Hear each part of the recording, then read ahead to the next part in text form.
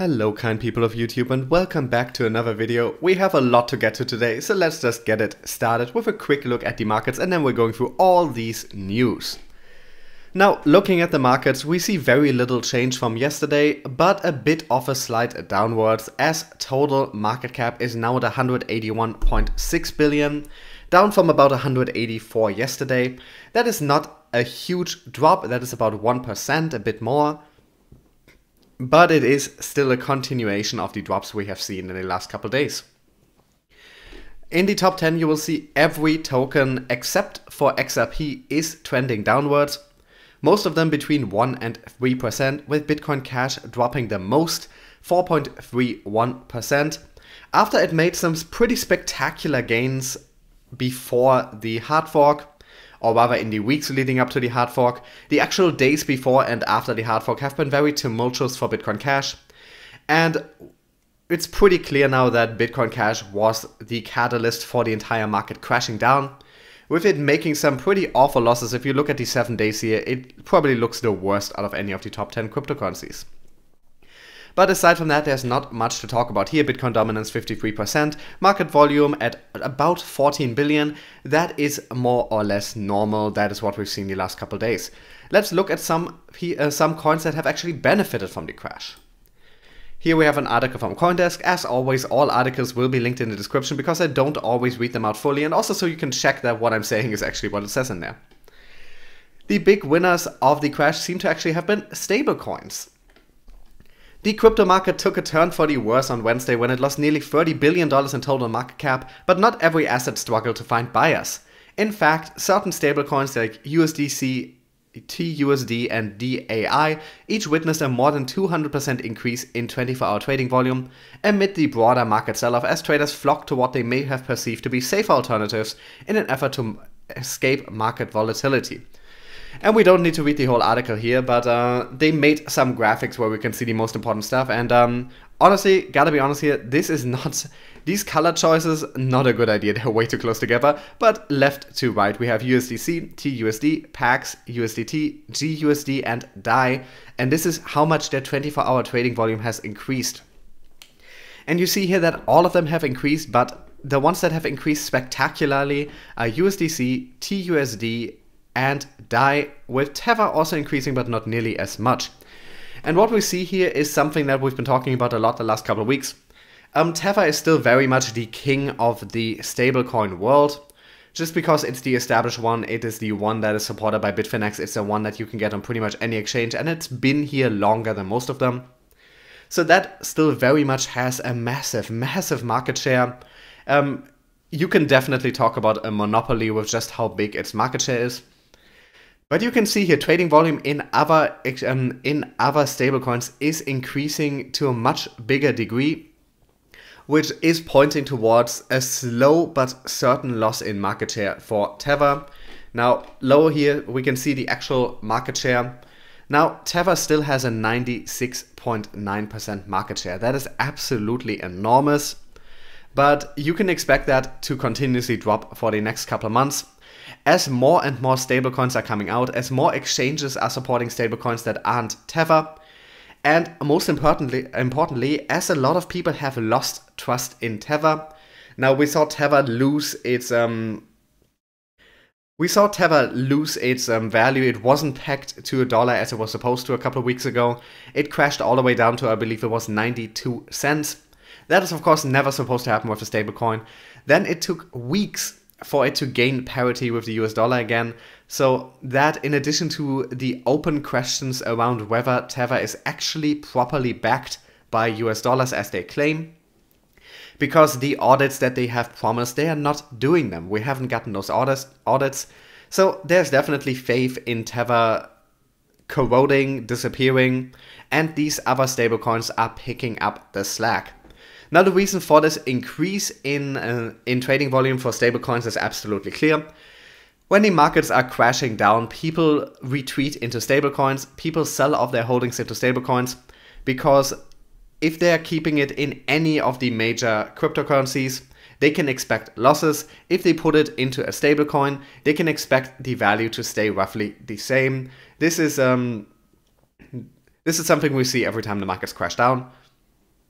people pull out of tokens and put the money into stablecoins. Now, this is not necessarily healthy for the markets. This is very good for the investor themselves, who are of course cutting their losses by selling off into stablecoins. Like if you were holding Bitcoin Cash and it dropped 20% in value, after 5%, after a 5% drop, you could have sold it off into a stablecoin. You could have had just had that 5% drop, or you could have waited it out, 20% drop, kept it in Bitcoin Cash. So that, of course, it makes sense for, as an investor, that you might want to pull out, that you might want to get a stablecoin while the prices are falling. You might rebuy that same token once the prices have crashed down. You might even make a tidy profit there, a tidy day trading profit. So it makes perfect sense from the perspective of a day trader. But the issue is, for the markets, the easier it is to pull out of coins. And you have to keep in mind, the whole point of stablecoins, at least in the current market climate, is that they're a quick and easy way to get your money out of the markets when they're crashing down, because exchanging into fiat pairings usually takes much longer and sometimes has higher fees associated with it as well, and sometimes has taxes associated with it. So these are pretty much a tool to pull out quickly. Now, the problem with that is, when the markets are crashing down, that is bad by itself. But when the markets are crashing down and thousands, hundreds of thousands, maybe millions of people are pulling their money out at the same time into stablecoins, selling all their coins off, that just amplifies how much the markets fall. So stablecoins have this additional problem that they amplify downward movements, but they don't really do the same for upward movements. Because with upward movements, you don't see the same development between stablecoins and traditional cryptocurrencies. You don't see it to the same extent. So they amplify market downturns. Now, you have to consider for yourself if you think the effect that they might have on the market, the potential negative effect, outweighs the positives of being able to keep your money safe or not. But that is what, in my opinion, they are doing. So there is a certain danger associated with them, which isn't to say that they are in themselves a bad thing, just that is an unintended consequence of what they do. But we looked at who benefited from this crash. Now let's look at some long-term perspectives, and here we have the Pantera CEO saying Bitcoin is a serial killer and crypto is going to reach global adoption. Bitcoin has long been touted as a viable alternative to centralized banking systems, as recently put by Dan Moorhead, the CEO at San Francisco-based Pantera Capital, in a Business News Network Bloomberg interview. Bitcoin isn't just a category killer, but a serial killer as well. And here is his actual quote.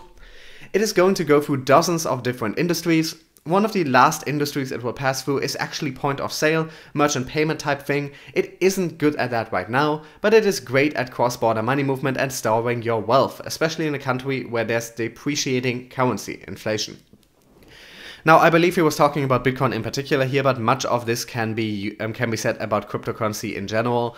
And I'd argue that a few of these arguments actually fit better for other cryptocurrencies than Bitcoin itself.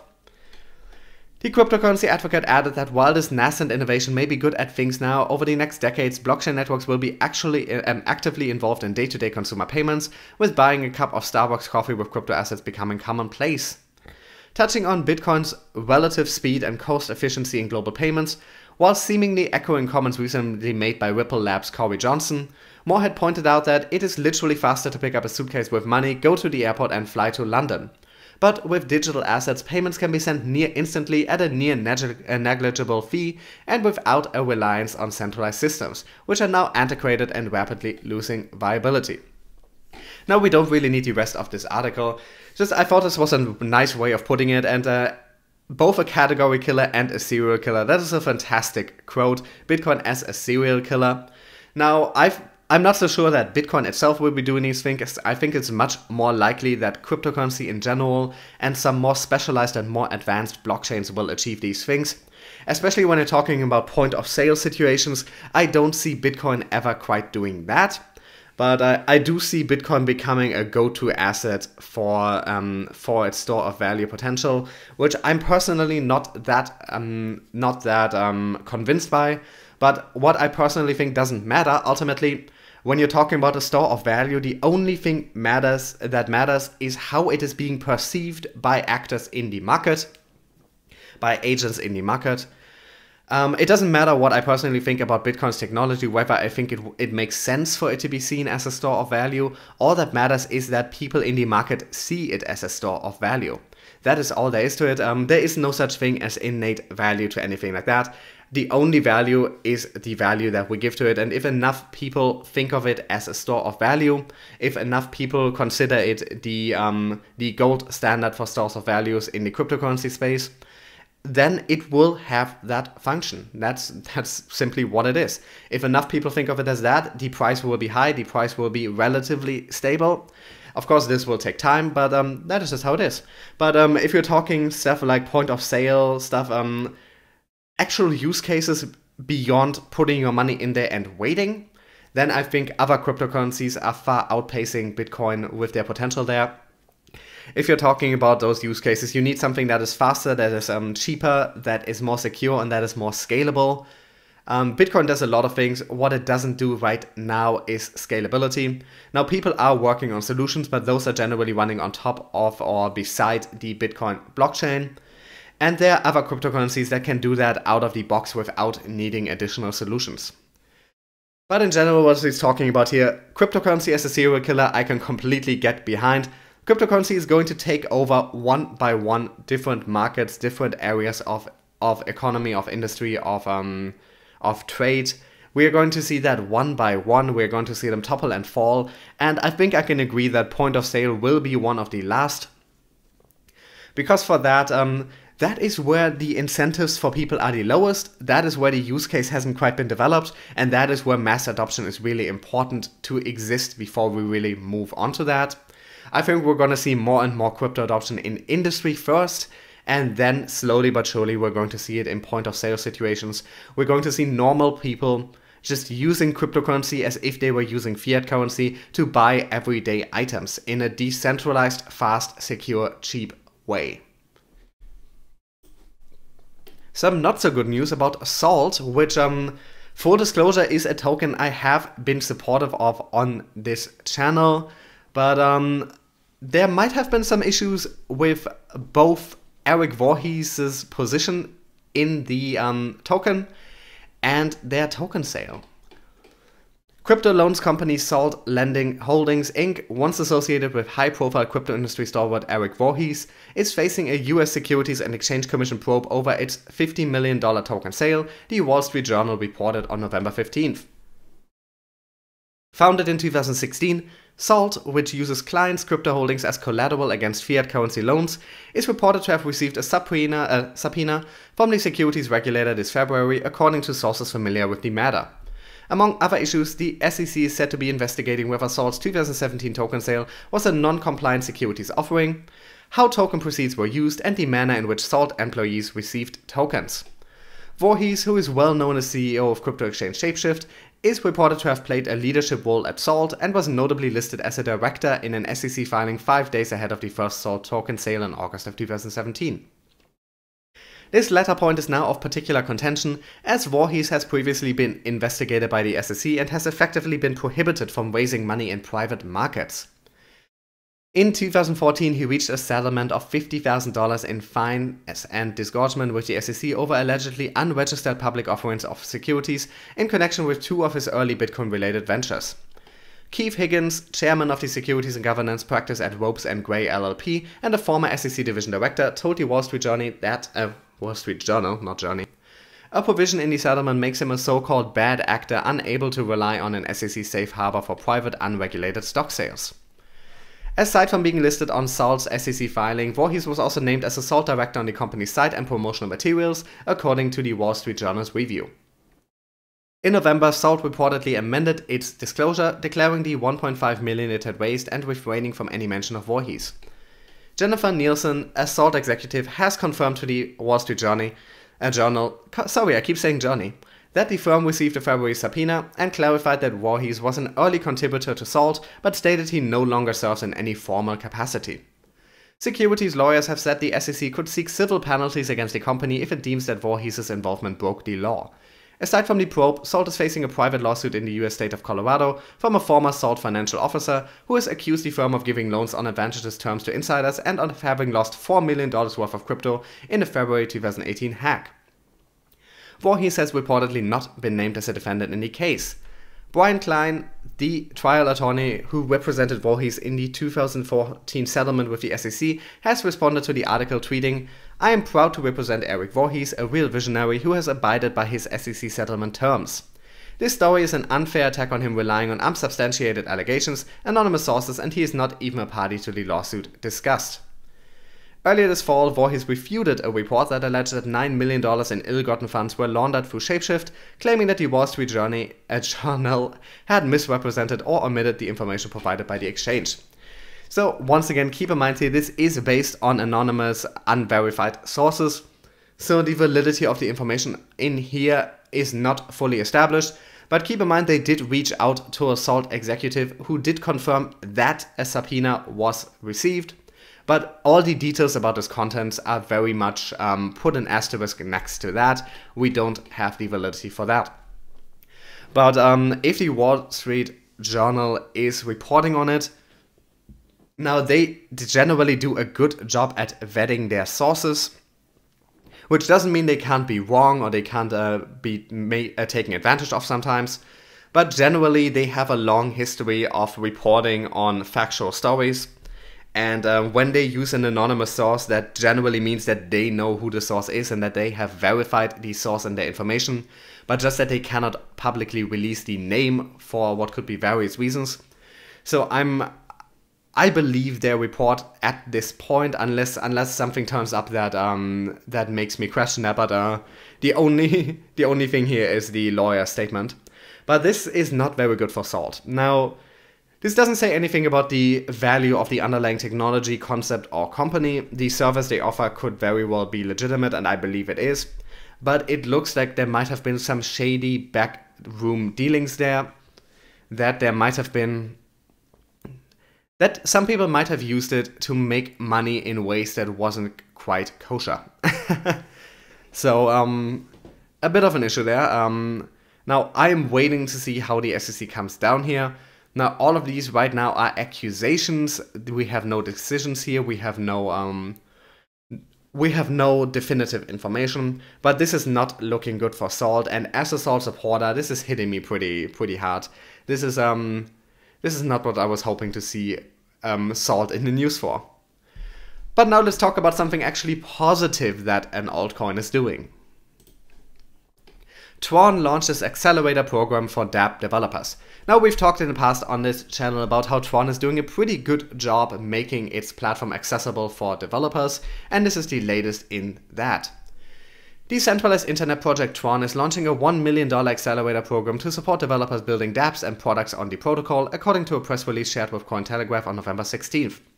The initiative aims to facilitate consumer adoption of blockchain technology through Tron's ecosystem, following the recent acquisition of peer-to-peer file sharing service BitTorrent, Project Atlas, and payment service Poppy App. Tron's protocol currently processes more than 1 million transactions and 600,000 wallets. The startup will probably accept submissions to its accelerator throughout December, while the winners will be announced at Tron's first international summit in January. In October, Tron and... this is not true. In October, Tron and China's largest internet search provider Baidu announced they will cooperate on cloud computing resources. The partnership between the two firms remains focused on the purchase and use of Baidu's basic cloud computing resources, rather than being a connection at the blockchain level.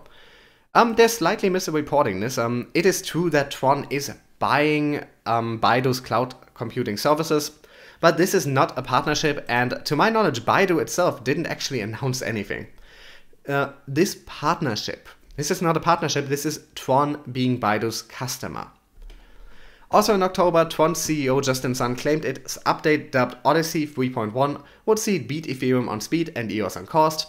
The changes include the launch of the Tron virtual machine, which would allow developers to test smart contracts before they transfer to the mainnet. Now let's see if that update actually does beat Ethereum on speed and EOS on cost. Now, I've been critical of Tron in the past, especially Justin Sun and his penchant for hyping up information and misrepresenting them, especially in the lead-up of announcements. Now, the latest is what we saw in this article, the partnership with Baidu that turned out to not be a partnership at all, that turned out to be Tron being little more than a customer of Baidu's. So I've been critical of that, but as far as them making their platform accessible for people to develop on, they seem to be doing a pretty good job. And as far as I can tell, as far as I have heard, as far as I have seen in analysis, the underlying technology is sound and is pretty good. So seeing this is very good. Now, there are a lot of blockchains that are focusing on dApps. And it remains to be seen which of them will be the first to really have mainstream success. Now, all that needs to happen is one dApp needs to become huge, needs to take over the mainstream. We haven't seen anything close to that, but at some point it's going to happen, and whichever blockchain that is running on will probably then become the de facto blockchain for mainstream dApp development for a while. So they're all aiming for that, and Tron seems to be doing a pretty good job here, investing $1 million in getting developers the tools to make dApps on their platform. That is a step in the right direction, in my humble opinion. Talking about dApps, Activision alums raised $60 million to build EOS-focused blockchain game studio. Now Activision, if you're not in the video game world, you won't know who they are. Activision is one of the biggest game developers in the world, who are doing a billion franchises. They have their hands in everything, but they're a very big company. So some former Activision people have now raised a pretty decent amount of money, $60 million. That's a good starting finance to build a game studio completely focused on EOS. So here we are, more dApp development. Mythical Games is a next generation game technology studio, which is their own terms there. Their focus is online games where players own the assets they develop or acquire in the game, true digital ownership powered by the blockchain, as opposed to managed digital ownership backed by centralized servers. And here they go into just explaining how it usually is done. The company has yet to release a game, but today announced that it had raised $60 million in funding from 5 different venture capital firms, including Galaxy Digital's EOS VC fund and OKCoin.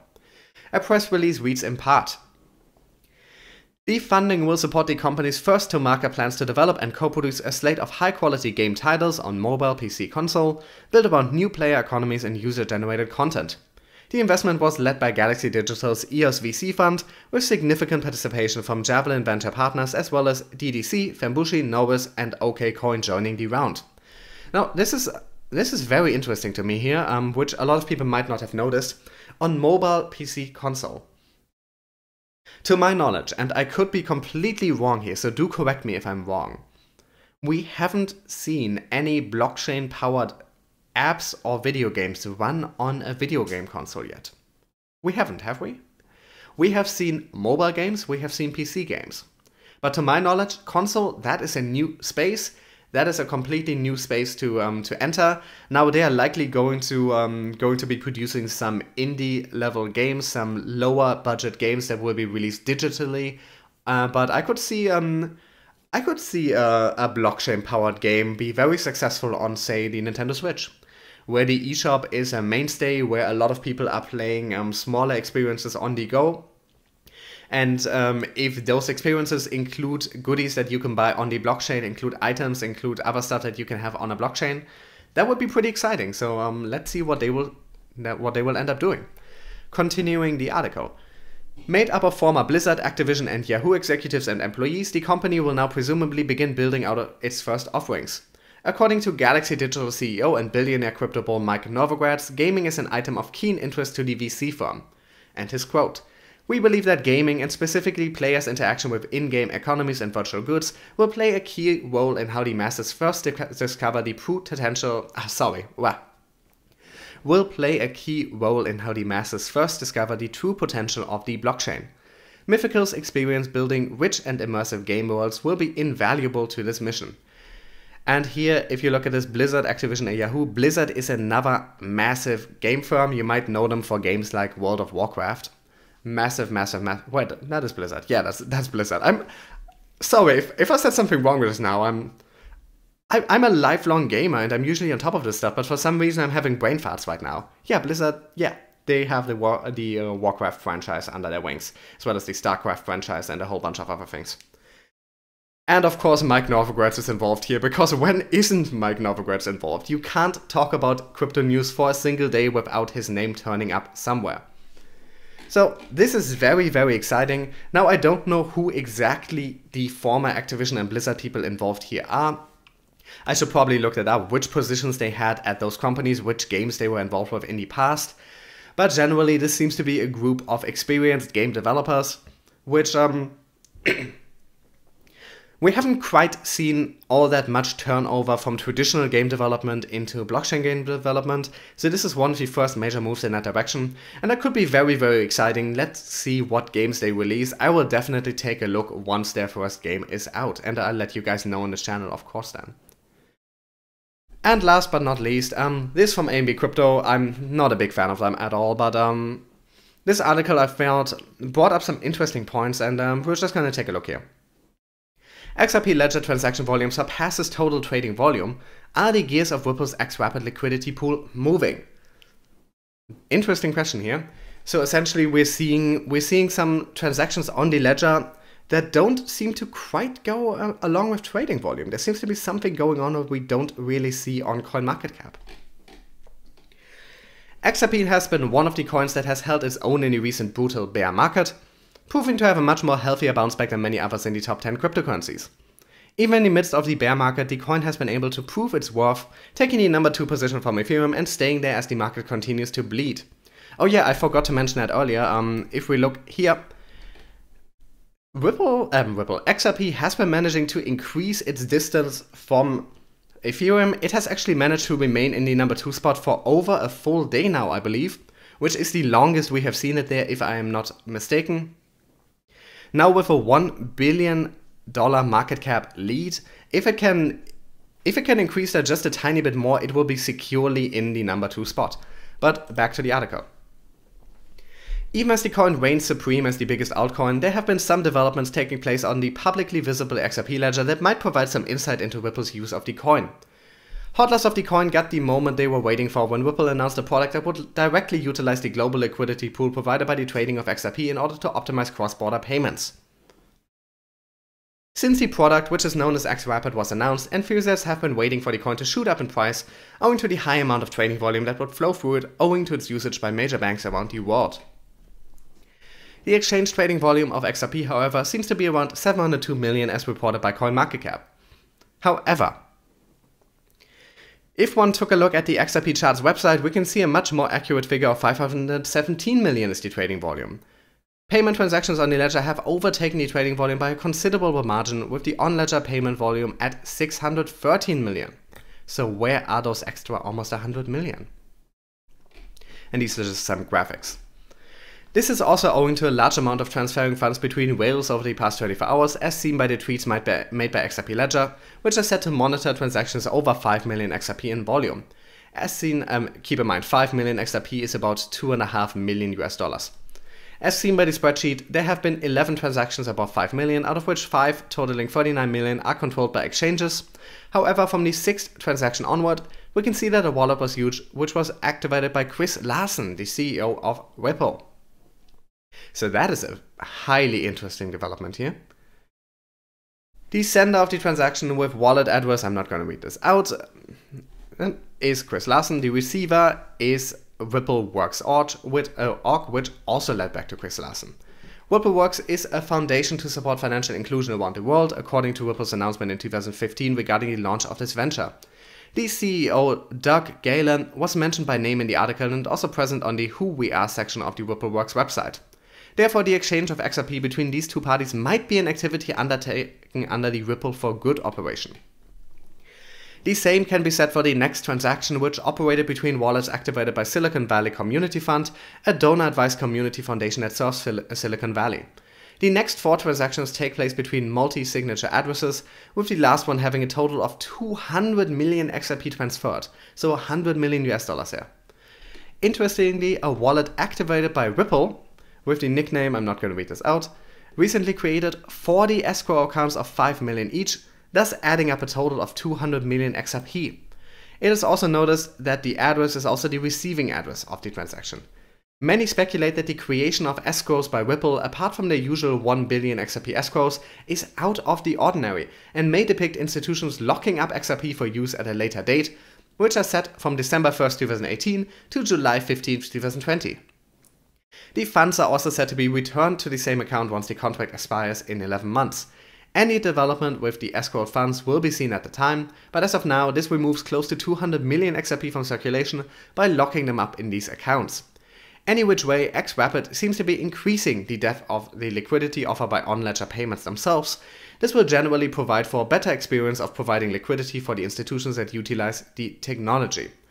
So this is very, very interesting because just looking at the sheer number of escrow accounts here, they set up 40 escrow accounts with 5 million XRP, so 2.5 million US dollars of value in them each. Now, are these for 40 different companies? Are some of these just preparing for future use? We don't know exactly what they're doing here. But one theory, and a very compelling one, seems to be that these are to be used for xRapid liquidity. And just incredibly interesting what is going on here, and people with a lot more knowledge of how this stuff works can probably talk about this better than I can, but I just wanted to let you guys know. We are seeing Ripple do a lot without talking about it. They are doing a lot of stuff behind the scenes, they are doing a lot of stuff relatively quietly, and they're expanding their network, they're expanding their use cases, they're expanding their collaborations and how many people are using their products. And this looks like it's probably latest in that. xRapid is really gearing up, and I think we're going to see XRP and Ripple as a company do a lot in the future. I think that is probably the most promising of the top 10 cryptocurrencies that we have right now for the mid to long term future, and I'm very excited to see what they are going to do, what is going on with xRapid. I'm just waiting for them to announce more xRapid partners, because now it's been live for about a month and a half, and we have heard first feedback that people were very happy with Ripple's products, so we're probably going to see more and more banks, companies going to move onto xRapid, going to use the XRP token for transactions. And that should, of course, be very, very, very, very, very good for the XRP token in the long term. And with that, I'm going to end today's video. As always, thank you so much for watching. If you want to read any of these articles yourself, the links are in the description. You will also find in the description ways to support this channel if you feel so inclined, as well as my social media pages if you want to follow me on Twitter or Facebook. And I will talk to you guys either later today or tomorrow.